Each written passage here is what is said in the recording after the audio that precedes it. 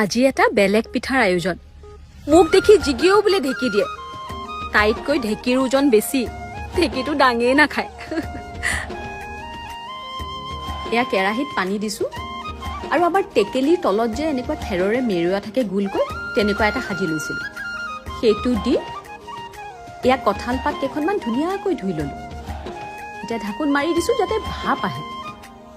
খুন্দি লোৱা পিঠাগুড়িখিনি পানীৰে জোখ কৰি পেলাই গুলি লৈছো আৰু পাতলকে এটা লেপ দি কঁঠাল পাত কেইখন এনেকৈ খেৰৰ ওপৰত পাৰি দিলো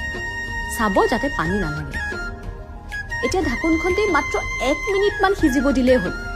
আপোনালোকে ইচ্ছা কৰিলে মমো ষ্টেণ্ডতো দিব পাৰে ঘৰত